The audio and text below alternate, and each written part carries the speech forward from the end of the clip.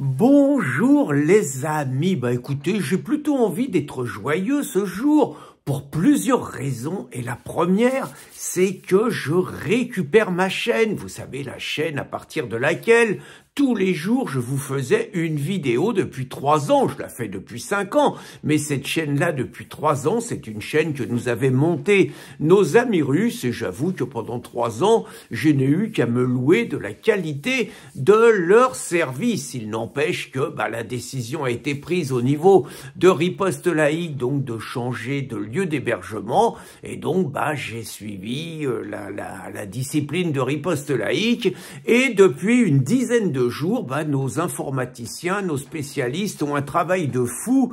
C'est pas le tout de migrer un site lourd comme celui de Riposte Laïque. Ça fait quand même 16 ans d'archives.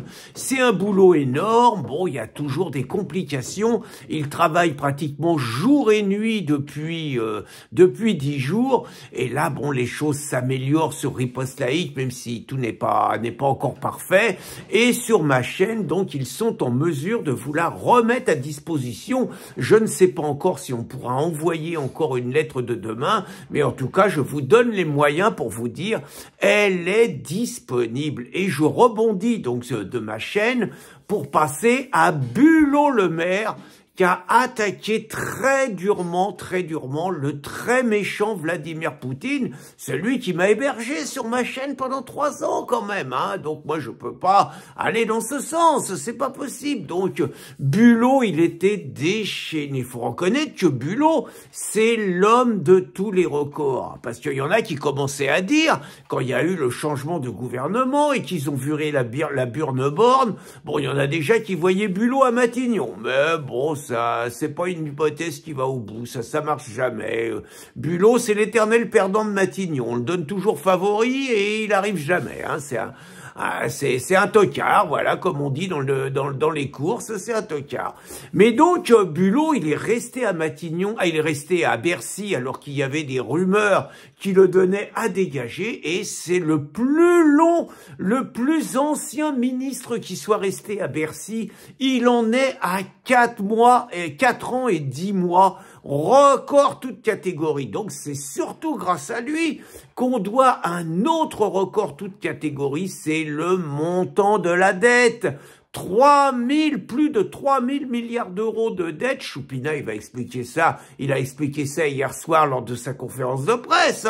Bon, c'est un exploit et c'est certain que la France va faire mieux parce que Bulot, il a dit qu'il fallait économiser 12 milliards en 2024, mais il a oublié de nous dire que le déficit allait s'aggraver de 10 milliards d'euros tous les mois. Bulot, c'est vraiment, quand on dit que Choupinet, c'est un Mozart de l'économie, Bulot, c'est nettement encore au-dessus, c'est le meilleur. C'est pour ça qu'on le garde aussi longtemps. Et donc, le Bulot, il fallait pas le chatouiller hier. Les méchants du Rassemblement National, Laure Lavalette en premier, ils l'ont attaqué d'une manière minable. Oh là là, j'avais honte pour eux.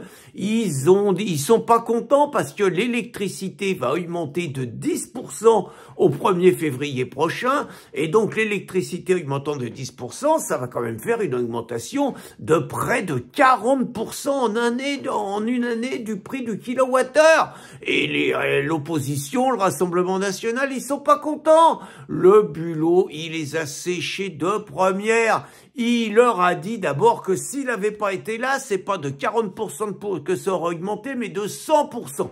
Alors là, c'est l'argument imparable, Donc, finalement, on s'en sort bien avec 40%, Et puis, surtout, il a séché la Laure Lavalette en disant, si votre copain, si votre copain, votre ami Poutine, il avait pas attaqué l'Ukraine, on n'en serait pas là. Plaf! Ils se sont tous levés, les mecs d'En Marche et tout. Ils ont ovationné. Même ces journées, même l'Amélie, là, qui sont un peu dans la mouise, ils ont ovationné Bulot. Et j'avoue que Bulot, il m'a ouvert les yeux, moi, parce que j'étais aveuglé quand j'étais hébergé en Russie. J'étais aveuglé par mon tropisme russe. Et finalement, j'avais innocenté Vladimir. Moi, vous voyez, je racontais d'autres histoires. Pourquoi l'électricité, elle augmentait? je croyais, comme le disait le Floch-Prigent, Loïc le Floch-Prigent, et puis le président d'EDF, la Perglio, je crois, hein, et les mecs, ils avaient des arguments, ils disaient que il y avait eu une offensive de l'Allemagne pendant 30 ans pour foutre en l'air la filière nucléaire française, parce qu'elle leur faisait de la concurrence et que c'était un modèle qu'ils ne voulaient absolument pas voir s'imposer en Europe, et que les politiques français, essentiellement derrière les écolos, avaient été les relais de ça. Je croyais que c'était Voynet, par exemple, qui s'était vanté dans un sommet européen, en complicité avec les Anglais, d'avoir complètement piétiné le mandat qu'elle avait et d'avoir sabordé des accords qui auraient permis de développer encore plus la filière nucléaire. Vous voyez, je croyais que c'était ça.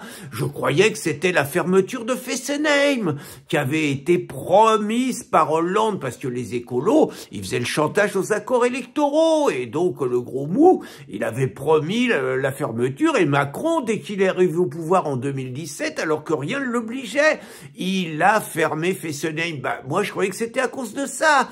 Je croyais que c'était parce que l'Union européenne nous avait obligés d'aligner le prix de l'électricité sur le prix du gaz, qui était nettement supérieur, et que nous, on a obéi naturellement, et je croyais que c'était pour ça qu'on payait le prix du kilowattheure plus cher.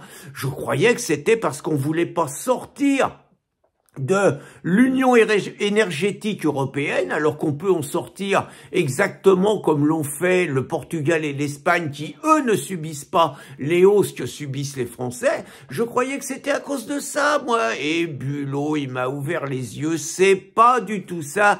C'est à cause des pop-off. Eh ben, dites donc, hein. Heureusement qu'on l'a, notre Bulot, et pourvu qu'on le garde encore longtemps. Au fait, il nous a pas dit, Bulot, Vladimir Poutine et l'économie russe qui devait être mis à genoux.